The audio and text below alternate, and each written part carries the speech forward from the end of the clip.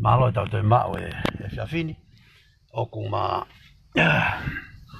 au mai ni ki api ta ke fai tau laivi la malere mai ke ma foki ki api pelo lo tonga ko mau lere o ku ta ofi mau tole ka me he ala pe ai no ilo me lere pe na ilo mau pe o masi a fet ka na tolo e kan pe ha me ala pe o ku tangi pe mo ko le mai ki fe fine ta ke maha mo sio ke ki api pe ko ha e malau no te fu ko ke mai lo maha me a ko pe ko ni o ku na ma ko dan ka na to ke mal ki le ki api ai ki to mai ki me me ye pa ma foki mai ai ku o mo hen ko tai mini te ki pola ve pe ka tau ospenite o hi foki hulu na ki fare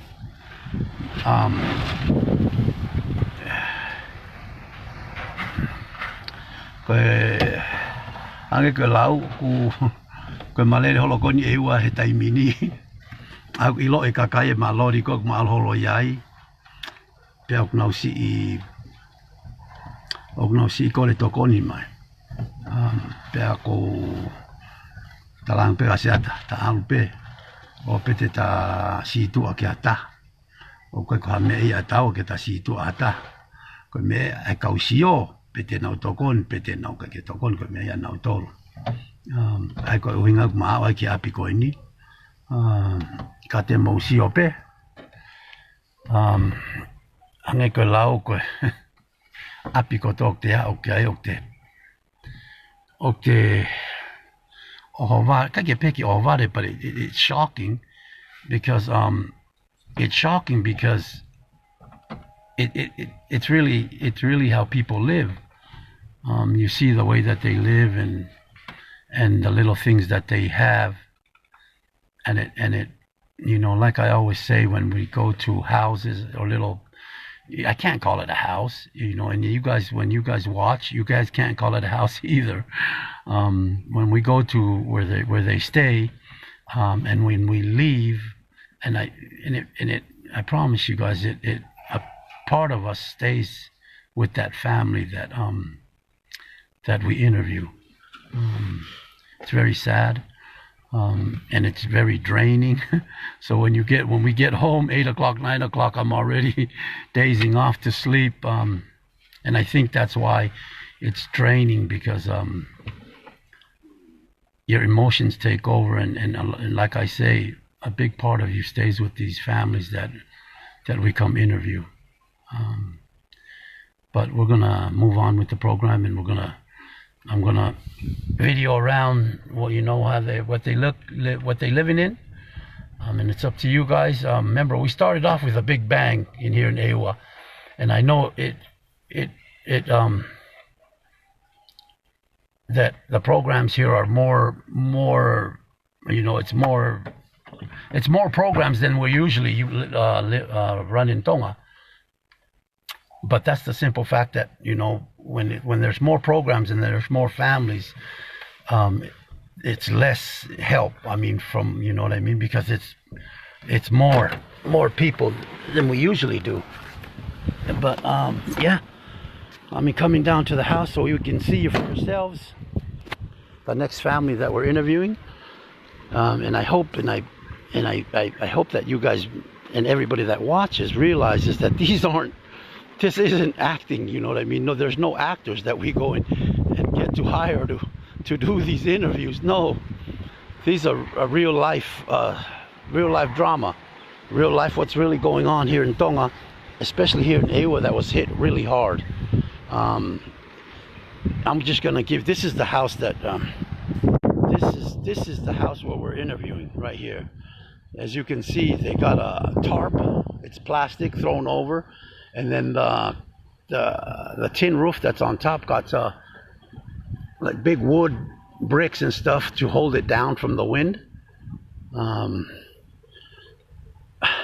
And I know I'm gonna show you guys a real quick picture, and I know you guys haven't seen this in a long time. Look at this.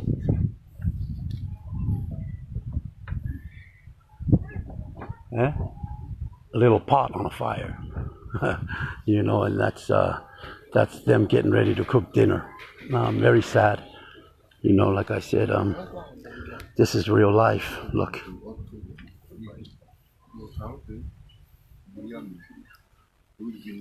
Oh, that's their kitchen.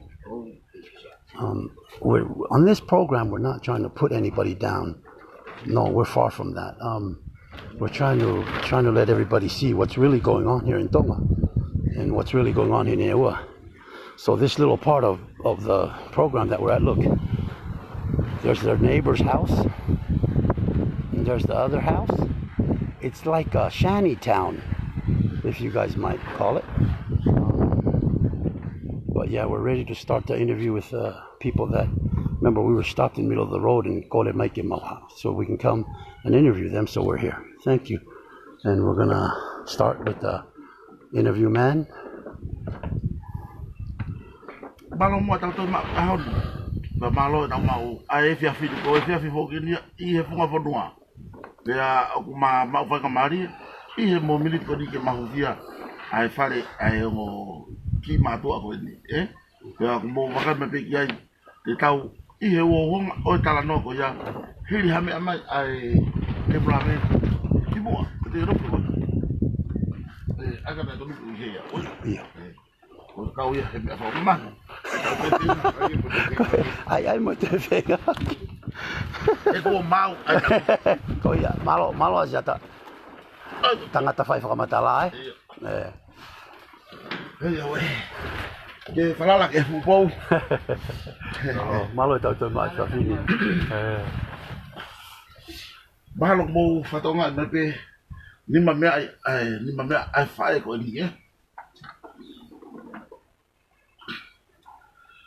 Hange ko lau na mamau hafe tutaki ke ma lele mai ki he api o sio mai ke he ongo ki matua koe ni pea koe o kutau I he api ni foki pea ko whaamu ke tau kaunga kau whata he mui mai a ema kolo kalama ke tau tala noa mo ki family ni ke tunga o iai hona ki family pea koe uhi o ikai ke mahanga lave a hona hingoa o ia te tau kaunga kau whakataha mo ki tau mo ki motolo I he eke hona hingoa mo o mai hona pui tua mahalo mo whanonga mai beki helongoa koe wharen o whaos ai lai mire mila mo taporen mo kiri I akau pea mo papa pea mo whaos pe mo tau iho mo sio mai ke tunga o ki ai I he taimi kai ke he koe taimi koe ni e tuanga ia ki he tamai ke ni hanga o whakahoko atu ia pea ko eni hau nei whe pea moe whae pe ona api pe eni pe ikai kai tuanga ki naua ke na tala noa mo tala loto mai mahalo pena a tau lava o tokoni ki a te ki naua I haki momeni chi beheni una hanga whakaha mai ki naua ke tau ilo pea wena whe mau wili malo Koku hinga ko wili fina wala pot bingia Baba, sambil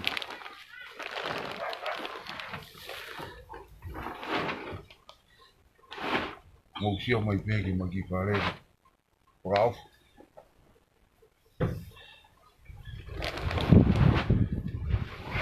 Mau kita kayu, udah gitu di mambal kuliah.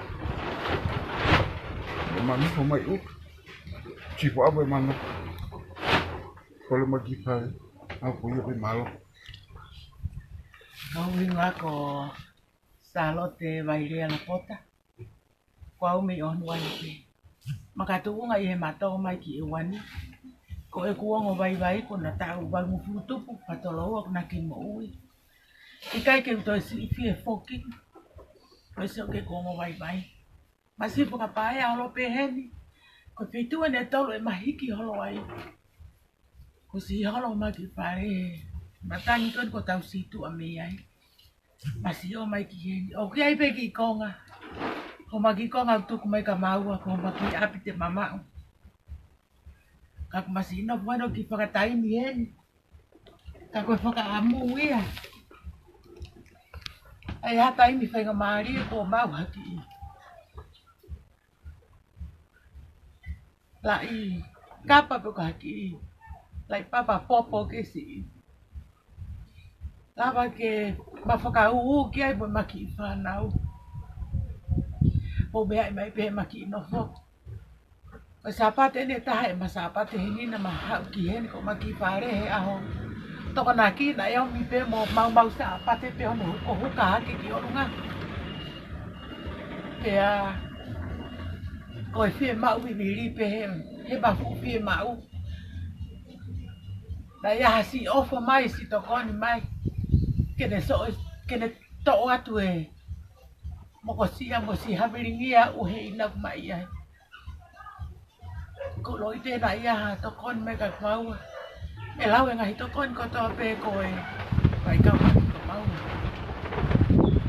ko mani mama vai o ta e hano ta ta ka fai pe fe ina alo to ngata u te fanga ki ia te ke fe kai na mau ha ki lai papa ke lava tata pun me a ke konga homa ki pare ke fai ano puka kakata ma ki no mo si o ai ko homa ki konga apina ia o po mo no mo ta pe me ta aki ke ma si fo ki ato no fu maru ki ai malo au pito Malo abito. Pia o whakatao nge pete mo whanongo ki he o matuan pa mo e tauto e o kuna whai. Ko e tūkoni i he taimini ka pau o kuongo ki hoka haku ai talanoa ko e ni pia koutui e hepe kia moutolu. Hange koe lau tani nei ke tala he tohi ai mo pe ai mafu o sisu ko sesu i he taimi o i he feitu ai o kau masiva hange koe ko sio ke fareni me fa ngata ke to hanga fa matala ya me ko mo sio mata ki ai koe kamai koe ni ta mei baba ko tu watu ababa o kai muy mai ono hoa ko ui ko ke mo ui e no matua pe na fato ta o val mo futu mo kinawa e ka ki ngata ai fa matala fe video ko ni ko ia mo na ki kong o ma e wan ko mau fata ko ni pe mau live ko ni o atu hanga to nuia me o no ko ya ko ono ai ni o mau tala noa atu ai e hange ko lau pe hange mai na ku loto ye pure anga ke o mau ha siriva mo koula ke o hau o siof ai ka kai masiva fo noa he ko tana ki me ai tu hau o langa ai ka kai ka pe pango o kulava tana ki tu hau ka koe ke lava a hono tokanga kina kina utolo. Ka kehe, o tamai koe ni, tumo a ke whafok ai whiuni koe ni, ke mou ni amai ki ai, whatatau pe moeanga we i hoku loto, whaamu ke tau ilo ka atoa ki ai. Koe haasi o mo mau anga mo ui te fito, i he taimini o lava whalere aki, homo ki whamili, toko whiha nai homo ki whanau, ke tau sio ki ai, e lava pe ke motani maa taia mua. Ke mrame, ke whafo ki kia naua. ka mafi ki whanau toko wha ya koe toko tolu o kula mau au matau hi ya koe toko tahare vai mai tam sisi pusia kautonga Oh, aia koe au. iya aku matau wha pe a koe anga koe e mamau anga mo ui mau bebe lalanga ka venga lotu ka venga family ponua whakaukau i maki family ya koe maki whanau whai te ni lala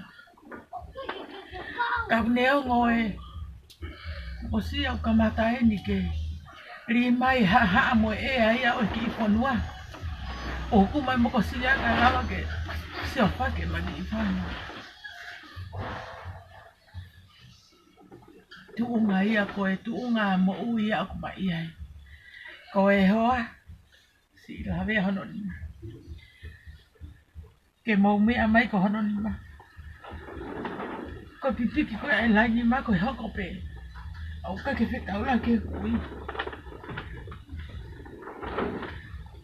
fe alo ya te ke fa to ko ni ka te a kai tari ya ke kakai o ke na via te he ula ko tai mi ke fa na nga ka ko vai vai ka ne ngo ya ta ko ta la hi pe ke fa nga ko ke he ke fu e to ko ta ke ko me na ko ta ba ki kalau mai pe ko mari ke pe to ko ya ta ko ia ya ko pe fa nga mo ya nga ya Malo pito. Ko tok fare ni aku whangata ki uto na vale. E ko huma pia o ngo i he atmosphere fare. Ai mafatu kutuki kapau ko ngo e o whalala he kapa ai momo ko he taibini. Pe mo ea ene huha ki hokusino. Pa fefe si yung matua mo ki whanau o kunau ngofo. Porque a mata sai ke o wana tauhanga o ke ai uhinga o ena masiva ka ko hanai hame te taulawa o tokoni ai ke haga ki akina to me na masiva ke mlame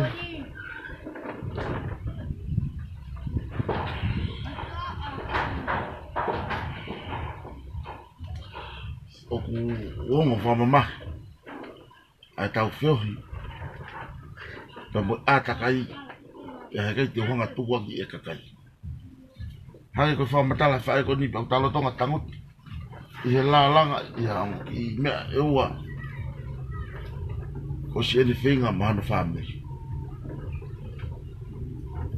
fua ka venga fonua fua be me ni ki fa fa tongia fua ka venga pure anga fua be me ne ki fatongia fua ka venga shash fua ka venga family fua be me hono ki nima afe ya la mai pure anga mo ngai nima tokoni o fa to nga isi ka kai masiva ko ni ke fua ha ke na tolo ke tau fe fua ai tau ka venga o fa be mo mamata mai kau fata ia mafasia ko o ku to iyo matua pe tani ni ki hanga e kafakulaya o faka ho ho mo faka sop na tula o nga ke masi no ke tau wakai ta o ke lahi pe masiva i ewani kana mapehe ko ngata anya o nga telefoni mo o mai firma o bili ya ko ya o ngai e maki ieni o korea kau nga fononga o ko ilo mo muy i o matua o ko kai ko muy ke hangi tau muy ya kasi ko fie ilo mo fie kai a fo ma e te tau kai i mana ka ko ilo ko mo muy i o matua ko tau ma o fata a mama e hiki hake a masiva ke o na ia masiva e tau fono leo mo fai ngata a tau te lava pe o vaheva mau te mo whanongo mai ke whika ake ngai mila i wharen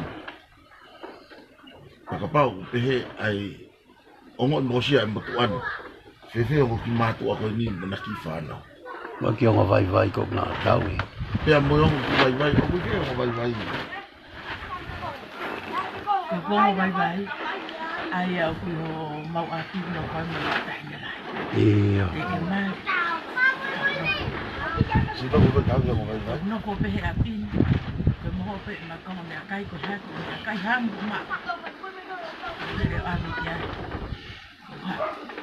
ai ko na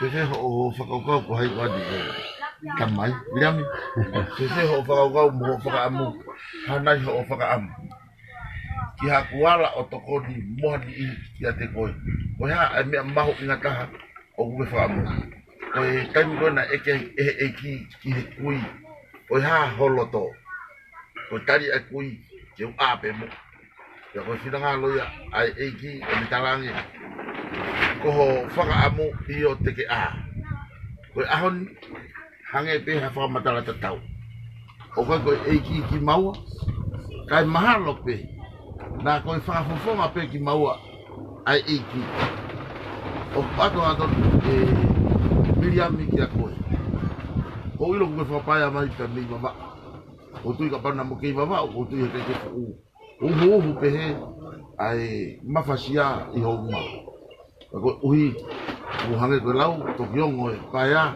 e taimi o kute ha wa yo no fo ko ya kamata lere ya ke iki pe fa na ha ko ya ko lave i ko ha ho fi ma u o speni ate hingoa mo fika o ia ko ha ho fi ma u mo o hori viviri hange ko tai anoa ki e iki o atu ka ki mo ke mo kauma area fa ta mai pe mo kui ya si mau tau kakai ko o mamata mai o tuipe te mau tokon mo ala fa ta ki kafo mo iai pe hange ko lau o fa pe e hanga e ko kalamani o fa lotoa ha kakai u ya hana ki se ni o ku totoe ke tokon ya tu ka ki moa ko e mafoki i he ahoni ko ke ilo pe te mahau a fe ka ke mafoki mau au a hingi mana ko uhi ngai na ki i tuku tolo atuai a e ma folau ka ma o mai ke masio mai ka mau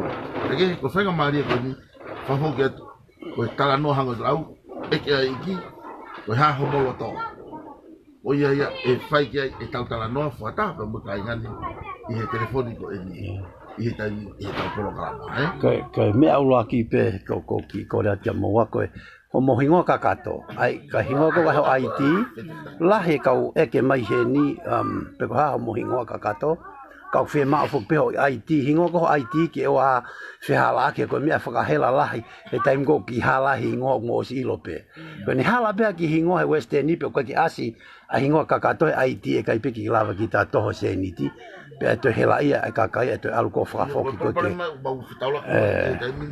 e ma horo ko e fai mai e whenga ia pa ke mo ui e ngai whika whetu taki a ko fai peke whetu taki pia ku toi whetu taki ko e palapare mo sai a tonga ia e kuma iai malere o whahok o e ua e nia ma tu te mafoki maua ia au pe ua te alaki o kuei e ngai whamiri pe fiu e kakai ia he whenga mai ko ke mau ka ku kei whenga maari he kuma i heni ia e ngai whika telefoni ku lava liri o whafoki kakai pia kuei e ngai whika o ku te kai ke maulava solova ka ko uhi mo tokoni mai ki mea ko ya ko hange ko lau ko ha mo fie ma o wili ave mo fika telefoni pe mo hingoa o as i IT e ala tokoni mai se tau kakai ki homo tuunga o mo iai o tuipe ko mafoki hoko mai ngari te tau mari fata o tau fie fata te tau kamata ki pe tau e tau hingoa ko hingoa ka kato pe ka ta ki pe ki ai pe ki mahino pe ko mo fika telefoni ka ta ke fika go mo ave he kula ka ka no ta mai ke u fika go mo ave o ke te ma o na to lu ke faka hoko to ko ni ai ko hinga fe ma ha fika telefoni pau mo hingoa ka kato ko na IT ke fanongo pe ka kai ki ai Wahau ko hingoa ka kato o salote luela bailea la kota ai ko hingoa ho IT iya Salote, Luela, Bailea, La Pota. Kataki pe aganesi pe ko hai hena ke mohanga mua tuku mai he tau o komeni ke tau ilo ki ai ko te ai mange hingoa kataki. Salote, Luela, Bailea, La Pota. Salote, Luela, Bailea, La Pota. Kataki pe fai mo paki maha taha e fo ingoa ko ia i he tau o comment ke ilo ka ratoe ka kai ki ko haka mo fika telefoni kataki. Malo Suliana ho poi. We oksi mea he matangi oksai pe ia ko hingoa o fa o ku mahu inga pe kapa o to ia mo fehu ia mo tolu pe messenger mai pe ki au he mau no fo pe i mea i kolo maire kama te tau te matuk alu auhu. Kai fai mai pe fetu taki te malawa pe maolere mai. Ko sane la tu micho ko si o ko si tohi mai ke ange kakato hingoa tene sen mai se niti e vave taha malo sane Ko tu ko ni ko ha fika ko ni ko Ui ata te wha uli ke mai ne fika ki ngau e pa ni whai whatongi ai mea. Kai ke iai han, kai aia koe Western e kai nini, aia ko ngau e ki koe te IT, koe ha, ke mau e IT a mo te toi lai sen. Ka kulai? Ka koe ki a ma toi lai sen. Ko ina e ku e dia ku ko e matangi ka ku maro pe le ti Koe ne passport te o ko ko ki ngau e ki. Ui ata nge te wha uli. Polo hawa nge kataki. Koe lotonga koe tau tala noa asiata. Mo ki whamiri koe ni, o ku mawhana mai tau tangata koe ni whamiri tau e langi. Okay. O ku manatu i foki o ku hange tangata ia koe ni, koe maalholo koe ni mo JF Tapu. O si o mai e masia koe ni, ai se niti, ke maalholo mo ia. Tangata ko ahiwa o tau e langi. Whamiri koe ne tau e langi koe whamiri patoa whewheka ia. Pea koe ni o ku loto maafana si ana ke o ku loto maafana si ana ka taki pe. Sai pe ke. Iyo. Rama ki kau. Ko tō tāwha koe ni na ko tō taki mai ane hoe. Osi e ma polo kalama ane hu. Pea ke tō taki mai tō tāwha koe ni ke mao omi ai seriti. Ke ma whanonga holo pia moia, hange tofu pia ko tapu. Ko chef tapu. Ape ko sone tapu, ko uni ko tokoni, ki he ngai family. Osi pe e ma whamatala, o nau tala mai, ai mauina, ke awe ke ki family mandui, o koe koe osi eni, ka koe hoko hoko fok, ai tau polo kalama, whatatau, pia moi tau lai, ke tau hanga oha ke atonga ke oa na iaha masiwa ia. Tukehe, te mau whaonga e tau helangi, ki ho o tutu ni. Ni mangiau. O ko stutu ni mai family tau e langi ke anha ni mangiau cash na to o mai pese ana ko ni se ni ti ko ni na matok to pe ani nai ke ma al holo moia e upolo kalama ko ni ok fai pe ko yo pe pure ke sirini ko e taimi ko pe mai pe ave o ko ke tau to e no fo ke tau to e tala noa ke amea Mahi noia, pea, ko tau tala noa ke he fika telefoni. Iyo, ko tau tala noa ke fika telefoni ka ko inga ko hingoa. O mai angi ke ulea. O kore whamore more atu ka te moto. Ko me eni ko masiva ango. Ko masiva pia toi whanga ofa. Ikai ke iaha IT, ko pasipoti, ko pipiki, ko ikai hame aia ke lawa ke omi aki, hatokoni kia naua hala e telefoni. Ko ia te makore lewa ki he tau potaha o mga awe, ko e tōtaha whauri ko ni. Ke te talatu hono hingoa, pa te tau ngawe a ki lewa ia i he whetu taki, pia moyongo mātu anu. Ko tōtaha ko ni, ko e pure polisi whakakolo ia. Kolo maire. Kolo maire. Pia ko ia usi whakauri o whawhea holo maua i he whanonga. Pia ko ia e o atu hono hingoa, ke ngawe aki ka ma follow up mai maua ia, ai ngahi ngau. Ko mea ko tau pe te mo whaki mai ongo mātua koe ni. Te mo whahoko mai a ke ma iroi. Pa te mata mai a check mo whapapau. He te matoe whoki mai sapat whae. Te ma whoki mai sapat whae. Ko api ko manofo ai koe ui tau. Ka hine ko. Hine moa vaisa. Hine moa vaisa. Pea ko pau ke ma whoki mai o sapat whae pea mo hine moa. Pea te ma mui mui. Ai mea ko tau pe ke pau mo mau. Ko fika telefoni. Ko hai o hingo ka kato kuasi. Kimpolo, tong lang. Kimpolo. Kimpolo. Kemipolo, tongo, lango ia. Kempolo, tongo, lango ia. Ko e taimeni o tau whikau kau aki ai. Tau hoko pe o taha, pe tau hoko pe o hiki ha family, ke owana ane ongo i oku tue noa, he? Fika telefoni, Kempolo.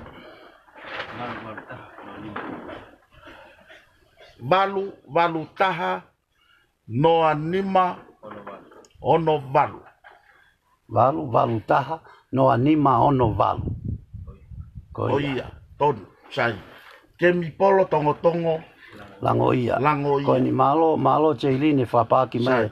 Malo Opoi, Mo- Suriana, mo ngau e aki malo Fispona. ai fika telefoni ko na mo to taha ko ni ko pau ke ma mui mai i he loto ofa mo oni mo loto formato to mo fi to ko ni mo oni ko to taha ko ni o fala anga ia ko ia aku de tonga a polis faka kolo pe ko ia aku taki ia polis faka kolo a kolo mai le pe ko hatua pe ko ia usi fononga fata ha mo ki mau pe ko uhi ia e mau ia ke si to ko ni ke hong E ma ki ha IT e ngo he mātua. ku ka kia na IT pe passport pe me pe he o ia tau kore fata hai he momeniti ko ni ke si tokoni ai policy fa kolo pe ko e town officer Ko ia. community police ke si tokoni ma ka te tau tolu pe mo drive men kia maua e te ma foki at maua a heng heng ka si tokoni ia ke hongo matu ani ke mea ko to pe te mo fie ma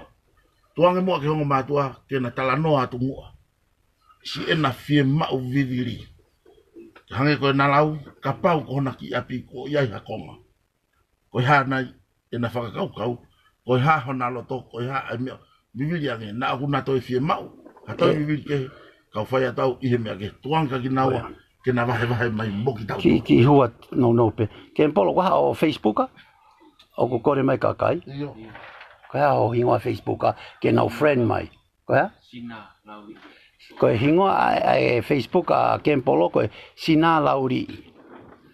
Kia mo tol ko no ku friend mai ki ai ke mo fe tu taki mai pe ki ai ke ngau whakatape a ke polo mo si family ko ni ko ki hanau IT ka taki. Ko tu pe. Tong he vani ko ve. Ni pare. Ke manda po. Mapa. Boki pa mi. Manda vani. Mo ko po. Bo a. Mal ko ia pe malo. Malo. Malo la hiki ngai whamiri ko tōne. Ko whau whanonga mai e o wha. O kuia e whakamalo la heka. Ko e whie mau viviri i a muatu. Ko e hāpesi o mau ofa te tārirere. Whaka ama e loto ia ke mau haki i pare. O hata ta whaaki ke he peo ku mau whie whaaki mai maha mau ki family. Ko e sia ake whengata aku maa whekuki mo ia. Ko whakamalo lahi au pito. Te whakaamu ke te maua langi mo mangi ka koe. Hou tuu. Ai peo masiwa koe no maki lota whare si e mawhi au mo ia. Ko whakamalo lahi atu. O whakamalo lahi atu ko whi mau koto. Malo apito. Teo ki i hua tu pe tai misi pe. Ko eno ku tohi mai. Ai si mari whae tangata. Ko luha makala mafoni. O ne tala mai na eki alu ki whare koloa whae ne whakatau. Pea ona ke ko ne polo kalama. Pea ne si yafia peke West End o li mai se ni ti. Mo e whika ane ko stohi mai pe mehe. I hingoa o E ingoa koe na kempolo. Hosta.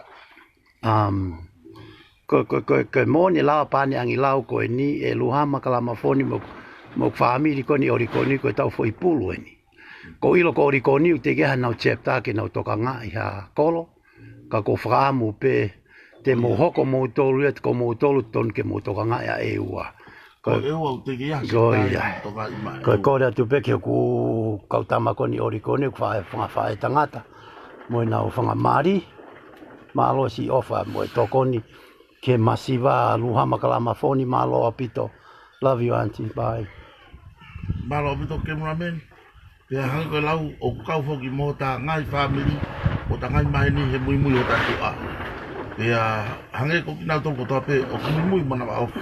O mau whamalo la hiat i ho mo wanga ofa.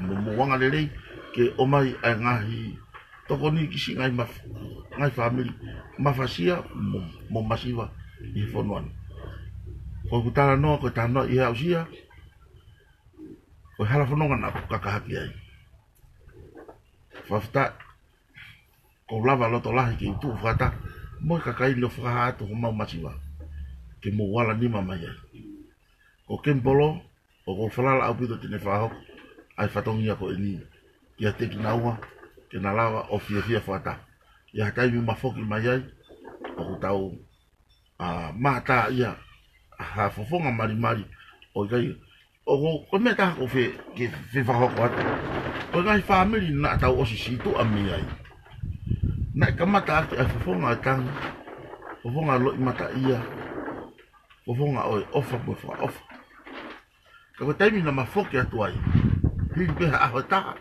e ki a horeka u mafolofola a ngai fofonga ke mari o ilo ko ya ngai e tau ftonga o tau lava o hayani ngai fofonga mamahi ke mari o tau lava tokoni ai maulalo ke hiki haki katunga to frafie maria o ilo o mama tonu mai ke polo kalaman de hange ko lau Leongo si o fie ma o afe ki fare koloa ma na ke fie kai amigi e mei pulu ka ko ke ta ofia ka ke vahe mai ka mo tau polo kalama ko ofa tu ka te motor pe malo si o mo ofa ko e panga e ni mangiau family tau elangi family tau elangi na pepe e to tani o wa fa hono hinga ka fa pe tau helangi kotoa. Tau helangi kotoa. Ko panga e ni mangiau ke fuaki ki family. Pea koia o ko koreangi ke polisi ke ala ke silini o fuaki hong matua ko kamata angaya hono hangi ko la ko kamata angana hono falala ya yo sino ke mahino o gelava o pasi hanga tonu ya ki hong matua. Malo. Tengo Maria que ni o te moa, o tala noa. Oi, homo. Tome a to mara que tala noa que tau programa, to ka hiria e foki mai leva que fa aus. Kita itu kuat. Ame dia nak tai pakai aman kina ke mah kita ulah tu mah saya Maria pehen. Que pai mai si atau koni yo mas family bye. O wat ai whakamaro lah. O maki family. Ie ngai family ko toa pe. O nau ofa mai. Ko si tuku hepo. Vai manaba nau ngai pie mak ko toa pe. O mo ngai family. O malaba ke mo hanga. Tu o mo ngai pie mau. Ka malabe mo nua tuai a. Ia whakamaro lah i au pito. Ia teki maua, ka e hano tatau. Ai ofe ina atu ko mo aofi ni ma ofi. Mo si ofia mai o maki nofu anga. Ko kamata e ahoni si o mo ki to koni mai o mo ofe ina mai o maki family. O kai ofe lahi atu mea teki maua. He hoa ko ni. Ai ofa, li o api heku mo whakahoko mai ka o maki family a ko ni. Ko mo ngai ofa ko ni amanaki mo ke mo hanga o mai ka te maua. Ko foka malo la ia ko ngai ofa ko to pe o fie mau. E ko ofa ko mo hanga fo mai maua ka ge mau ia ma o ni ma. Ka ge mau ho ma ki family. Ka bana ko mau ke makaka mo le lava hasenturi be to ma. Asinga o ni mata o go fai. Kau tahu kau lebih kita mah hebat ni kewi gitu tapi kita tu hak kau. Kau pasal kau ikhlas kan ngai phone ngai ngai kau apa? Kau offer layar kan mau tahu kau mau ngai offer kau tahu apa? Fine mereka take mau hak kau ini. Oh ya pe malu. Malu. Offer. Kau ni? O toi asi mai mo ofa ta. O ku loto a family tau elangi ke toi to hani mangeau. Me se ni tiko na se ni mai Toi ave moia ko mea ofa ia mea manase fisi hoi. Ka eto io. Ka eto ki sen mai manase ia haseniti ki hoko at e tau laivi a tau tol a ke seniti ko ia. Malo masi fami tau e langi. Fe lau ko mohau me kolo tau. Manase fisi hoi. Malo homo ofa.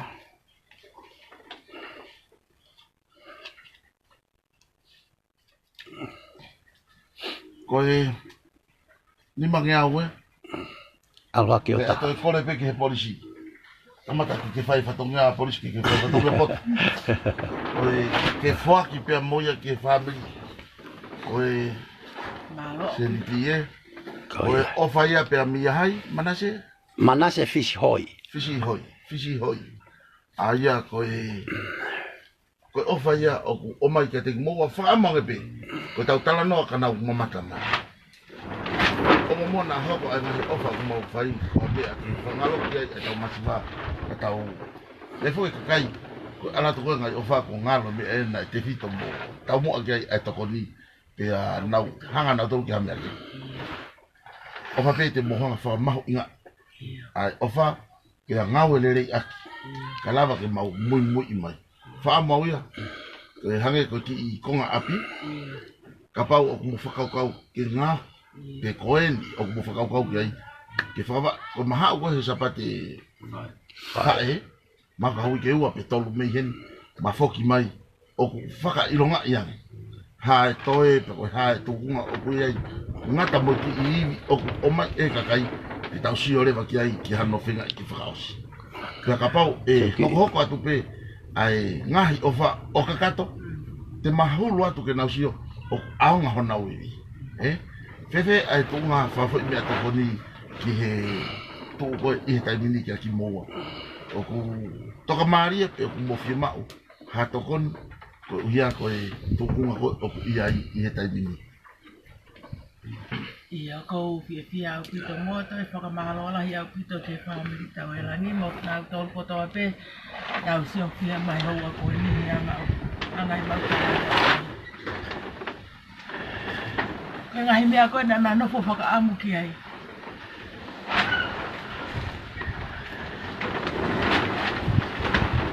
Mao si whakakaukau pe e malawa.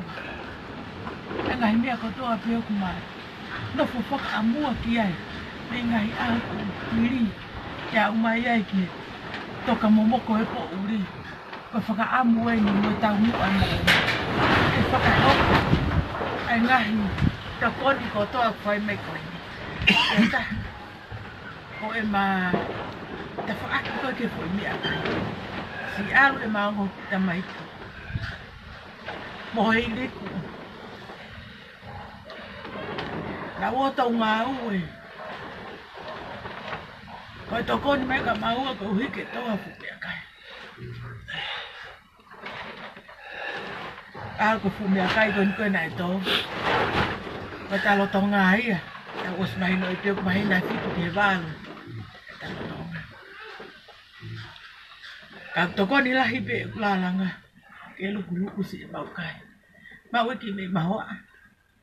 Ko taimi ko mau hea ku ki ia te whang ki ia te koe ni. Ko mau ki se ni ti. Bye bye. Ko mau mama. Mama siaina. E kumi toka mua ki foi maka.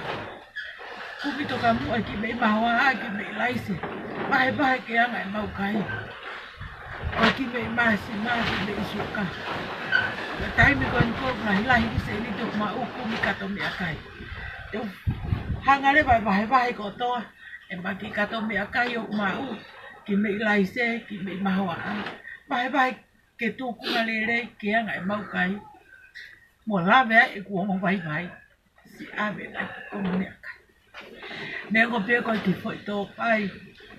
Ki me laise ki heu. Mo hai ki konga me akai ha mo na mau. Ko fei vai. Ke lawe te si ave e kuongo vai. Ka ko foka malo lahi. Ke ngai family koe ni unau ofa mai. O tai hano ta tau e whakamalo lahi ka mauto. Ko mo whai maha ofa. Kua utaki mahe aho ni ho mo ofa.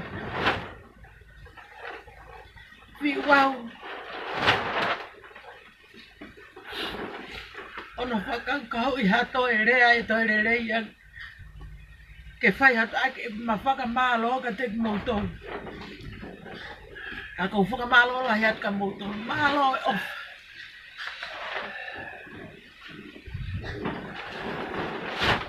Oku kau e iki. He anga lotu, o te whaunga o maki whanuri. Ka ko mahino ka te au e anga ngahi to koin kotoa ku mo whai mai. Koe amanaki koin ki hoko atu e. Ngahi to koin ku mo whara umai I mui. Koe mea bea na au whaka kau I. A mau ki pare. Ke whano whaka ilonga, mo whano kakau I mo hano whakatutu ki o lunga. Ke masi malu kai munga ki pa. Kamata ke to mai uwa. Manganga e huma e a o fonua mo o silo I pe ko nu sila ospe. Ya ko fie la. Nga hito kon ko to ape. O si fai mai. Kai fai no mui. He ko me ai na fai kai a nau e ba ki mo. Ko fo malo la hiet ka mo tol pe ke office ko ini. Te pe ki Polis pakakolo ko ini, utafa aki. Kau ilo ipe ia aho isi tu atua yung ofisa ko ini. Kate mawhengawe ak whakata. Te whalala ak lere ipe amoe. Te mawhakano forever polisi mo whala I. Ko ki foi toko ni neta. Ko tafe o lewa au nofo o pehe mai ko nau tole chep ta kon meisi ato. Okay. Te nau fai mai tokoni I wike kahau ke langa no whare ngo mātua. Sai apito. Malo apito. Ko so matala ko piriki o mi tonga. Iyo, ko piriki o mi tonga. E mahino ko ha lahi o foi fare una fa am. Iyo. E talava e tau o fafofua ai piriki pe ta invoice e piriki me tonga. Pe whakaheka mai he waka. Pe whakaheka I he waka. Oia. Kai tari hen. Pea e tokon lahi ai foha koni ko tahanga whaki I he ahoni. Ului mai mua foha lahi koni ko tapo aki. Ko e foha lahi ai o matua ma whaki I he ahoni ke o matua ke hoko ia ko e ngāua te mawhengau e te mau awito. Ke mrami. Oia. Oku ia ai melere ai uitou. Pea e hoko ai melere ko ia ko ha melere whakafonua ia ki tau ngau e aki. I hono omi o ngahi ke mau koni o tau whahoko. Hange ko se kore aki ko ia mo whakatang na whai atu ane ki he mea lere ko ia ai pure maka na ne whakatang atu ke nausi ngawe aki whamalola he atu ki a tirila kai pehefoki ki a ki moutau o mo whakakau mai ai tau ngawe whakaluku fua ki a mihi otu murina o mohanga o mai ha holo ke holo ia ki ai lo imata o pure maka ya ko hoko ai bia ko tau maka ko waka ia e patoa, neo ko waka a ewa, ka ko e tau waka ia. Ke whai aki a e tau ngāwe. Ko foi maka o maupeia I heni, ko e one o maupeia I heni, ko e tonga o nau, o sima mo e mea kotoa, ko e haa lahi e foi whare. Whaka estimati ka atoa ia, e he tufunga koni o mauhinga ki ai, a mau pepa.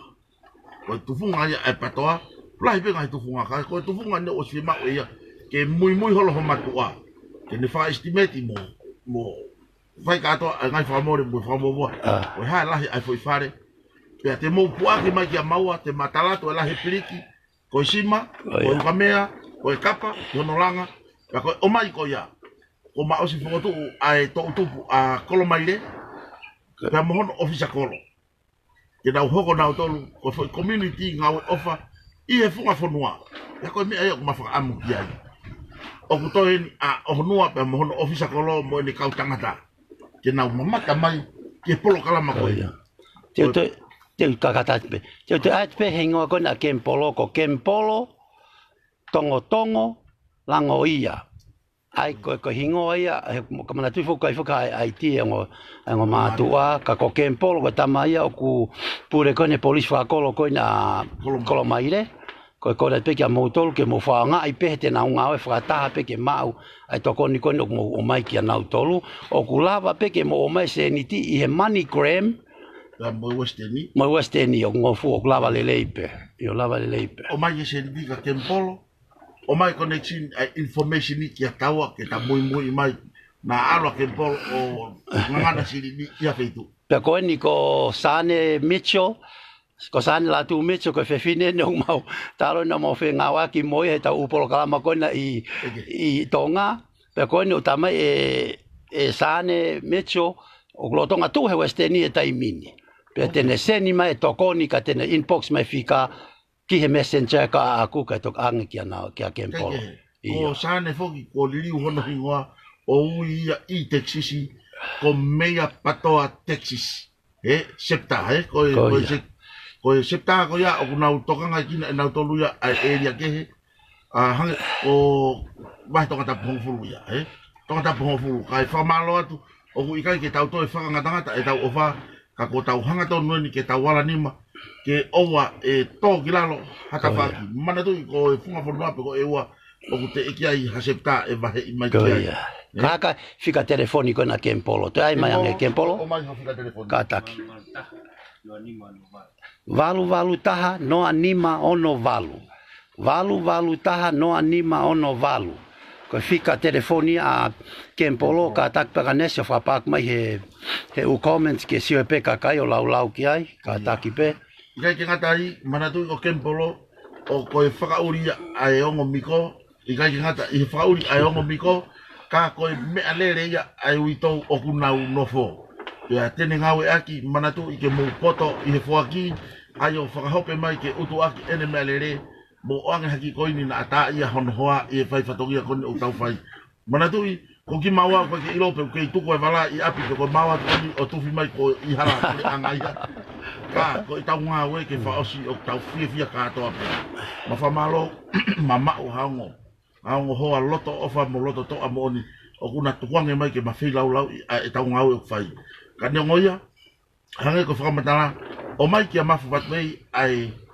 sima piliki buka mea ka atoa te mahanga o mai ka mou tuku mai alahi ai whaifare o mo whaamu I whanau e toko whaa whataha pia mo yongo mātu ani wanoa ka pau e toi sayang ke si atu ai ongo vai o kutau valungo fulutupu una kei mo ui ke nau nofo whakataha mo osi ilo ai peho tawanga whatonga ko le yang e nofo anga o kuifo ang e tau hiai e tau kau vai ka koe hango lau senit kotoa pe o mo whaamu ke omi ke hongo mātua ke langa I haki e na nofo I he taimini mo toko ni mai ke holoholo I hona loi mata I he taimini omi ake a kempolo senit kotoa pe ki he fo I maka mo one o mai ia ke a teki nau toko koe fo I piriki ka mo e ngahi mea ko ia o mai e motolu ai fuaka ma whanga e motolu motu funga o talatu ai lahi o I paanga ki he fo I uta ke a te mau o mai lewa e motolu ia I he waka kai tandaria e polis whakakolo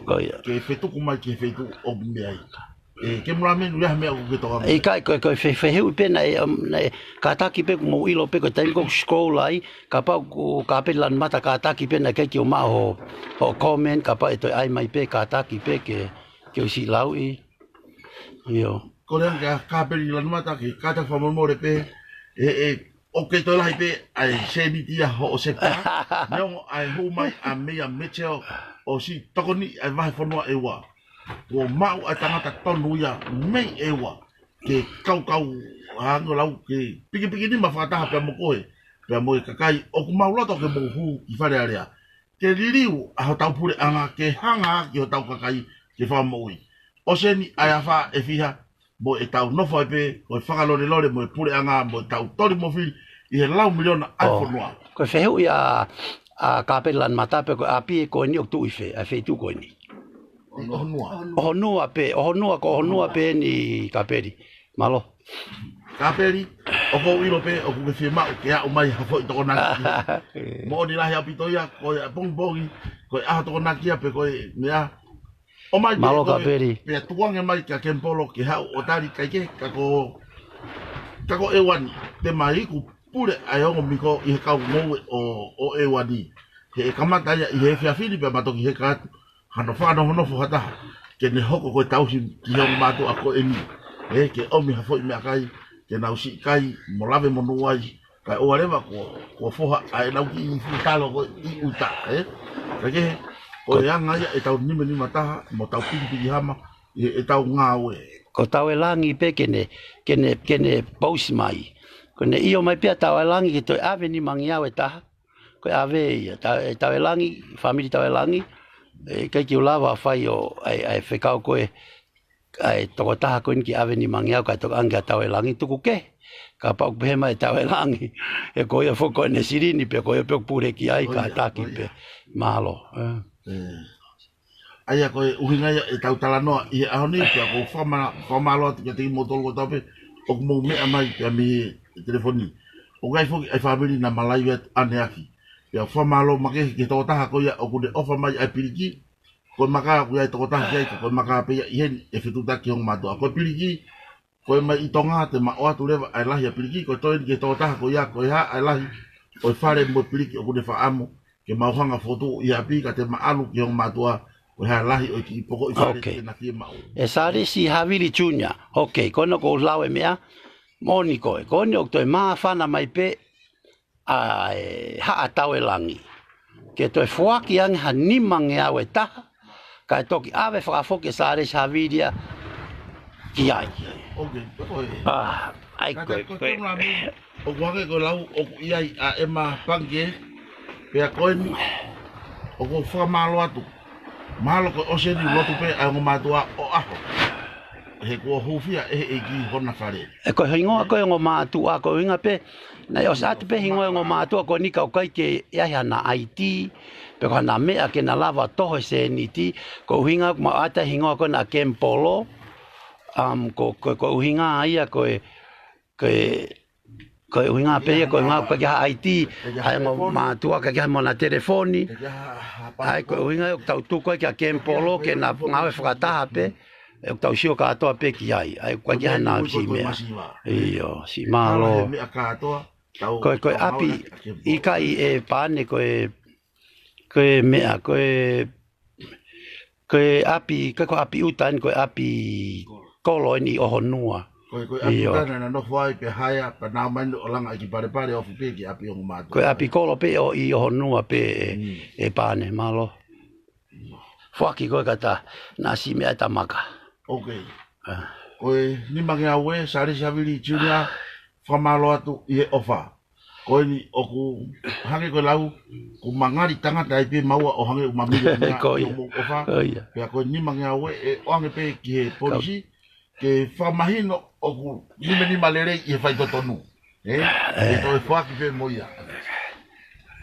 Malo o koia. Malo, ai koe taha afe, ni mange a uia o kos ange mai famili ko ni toko ni ai a sare Havili pe mo tau e langi pe mo tamai taha ko ai ka siare fisia hoi ko ia ok ka taki pe mana tifo ko scroll fo ke me ko alfo ke o lunga ka taki pe fe lau ko ka tama me vai ko puna kolo tau. Ko ilo pe ko tam ha pa ye nei ko hoko hai ko lau ko fa ilo nga mai ke mo mai na os ene maka mana tu ko telefon ko manga we aki ko follow ata o no nga ki pe ko pomu pe ko telefon le ka ko fa malo ke ki nga we malo sare si Havili ene ki ka ta ki ko yai pe hata mi o to fu saya e tau me nga we pe ai fole e tau tala no ko nga ko le yang kai ke o ko fa amu ke fa o si e tau tala noa i he ahoni ai lava ke mawat o marolo le rei he ma o ki he hangi o lau ke helo loa hono tupe i holo mau e ni i e ang ka ko a o ki he tunga o tau fia marie o wana angata ho mou toko ni hangi ko flau o ki family ko o omi ai maka ki ai piliki he ai piliki mo mea te ma omi e maua me tonga ki family ka whamara Fetutaki mai ki a maua. E te tau pe ia, pe a moelanga ko eni i he mahino ki hongo mātua, pe pau e ne tala no ki konga pi, Ko ne mahino pe ia, tau kamata leo tatou, e hau ai maka ia, Pea mo se ni kon utana ki mo one ki fitu ko Ko ya. manase fisio hoi na tokoni mai ko ni mga eta. Famalo at manase. Malo manase, malo. Manase malo apito. Ko uya ko tokon o ke whakahoko. Pea hangi ko lau mo tau ko pe ko omi angai fika. Ko kimboloni. Oh ia. Ai ko e tahawhini mange au me family tau elangi. Manase fisio hoi mo sare saviri. Malo si tokoni. Ai kesia. Tuku ke ai ofa koini ko sen mai koini e saane mo luha ma mo mea. Malo opito. Kalamafoni. O famalo make ki motolu. Hangi ko lau o ko hui ki motolu ko kau sponsor. O uinga o ke sponsor e polo kalamaka mo sponsor a e matangi ki kakai ki whakamokui. O ku hangi ko lau ko whailonga mai ko osi tau maka. Ko whaamu ke atu a whamalo make ko eni kia te motolu. O ko whamalo atu iho mo ke mui mai. Mahalo na ko toka maari ai tahi ki auhu. Na ko whaamu a tawhakula ke mafoki a. Pea koia o ku teikai ke tau whaos e on ki honga matua. Ke na whai haki i rea whakamalo ke te motolu i ofa. Osi ia pe tau toki. Tuanga ki kemu ramen ke ne whaos e tau porokama. O tā whakamalo lahi. E ke tuku ai te pia. O ila ko whakamalo koni e au pe ki whoke ai ongo ofisa koni pena te whoke mai mo e ku kei whakamalo. Malo. O whalahi a te boto. Ai o wha ufua tau muanga whoke mai he gahi ahon mua o ke whia whini. Tā e vei ua o whalahi a. Kono te hao mo tokoni a singa. Pea mo lineni ai te aki. Ai ko tu whewhine. Pangai o ngau ni manoa o ko mai. Kai toki message mai peki au.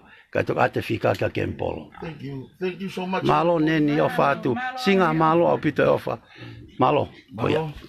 Whamalo atu te motolu. Pako uhia ko taalo mai ai makaya e mate. Paku tau whanono aki. Ai popako ni ka mautokia o toki tuatu. Anu whai kiki. Pea mei api no whaanga. O whatu a teki motolu. Pea mo mea mai ki he laivi. Mo polokala mo whao atu. Pea ko ofa atu ke kau sponsor ko toa pe. Ka malo mo mea ai. Ka mo mea. Malo. Malo.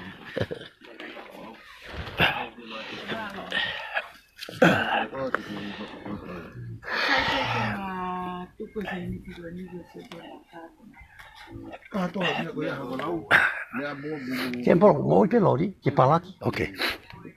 Oh ja. Malo tau toi. Maoi.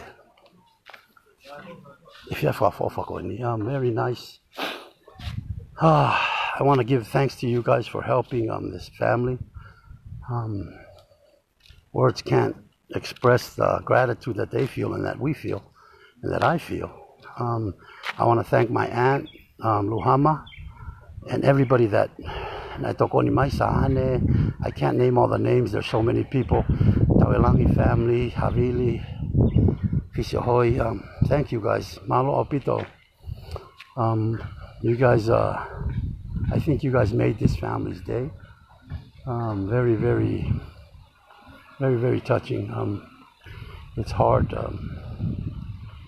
It's hard to do this day in, day out, going to all the families and just seeing what their living quarters are. I couldn't imagine it. I lived in a little house like that for 5 years, and now that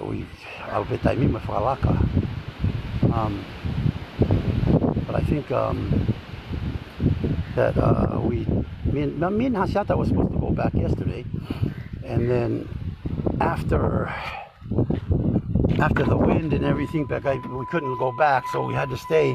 And I think it was meant to be that we stay and finish these interviews, especially these two families that we interviewed today. Very, very touching. Very, very touching. I can't express how much gratitude we have for you guys for helping families like this. And I think it's our duty. It's in us. We're Tongans. I always remember a saying that goes like this: Tongans aren't measured by what we have. Tongans are measured by what we give. And I'd like to leave that with you guys for this evening. And I thank you guys for everything you guys do. Our live program will still go on. Me and Asiata is probably going to go back tomorrow morning at 5. And we'll keep our live programs going from Tongatapu. But thank you guys for everything, all the help you guys have.